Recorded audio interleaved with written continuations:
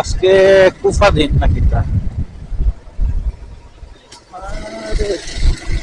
কুত্তা হইয়া পড়ে মানুষও হইয়া পড়ে রাস্তা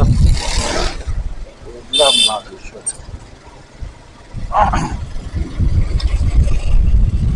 বাইরাম একটু আম্বর খানার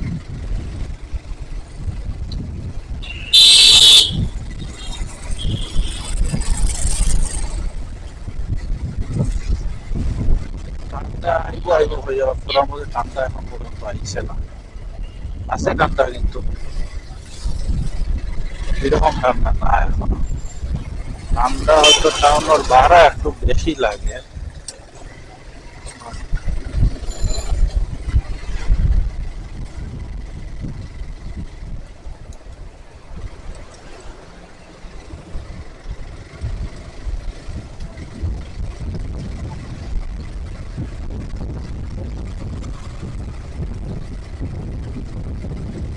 লাইট জ্বালাই নিলাম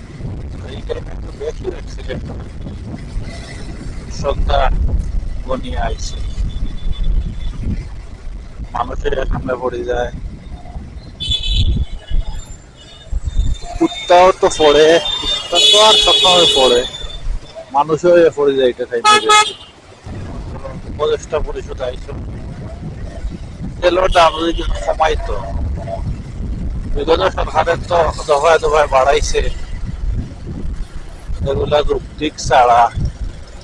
আমার যদি তেলের দামটা কম করতে মনে হয় আমার হলো তো বাইকার হলে নাম্বার নাম্বার টুকু দিতে পারলো এনে অন্তত ওকে অ্যাটলিস্ট 100-র বিচ্ছে আনতো আছে প্রাইসটা মানুষ যে আরে দিন দিন বাইকও আস্তে আস্তে আস্তে আস্তে আস্তে আস্তে সিএনজি হল মনে করো লাগাইরা সিএনজি হল মায়ের পড়া এখন বাইকও এখন সিএনজি লাগাই রাখেনে পেট্রোল ডিজেলের দাম বাড়ার কারণ কত ভয়ঙ্কর জিনিস বাইক তো এমনিও সেফ নাই এর মধ্যে সিএনজি দুর্ঘটনার সামনে দিয়ে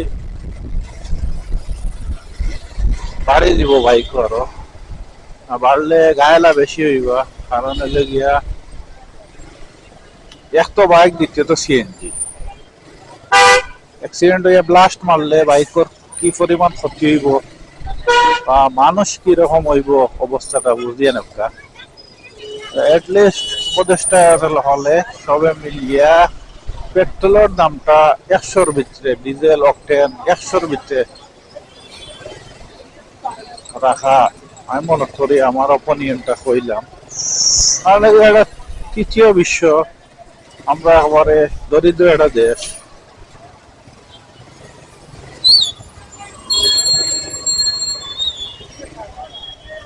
তারপরে আমার একটা ইল না কিতা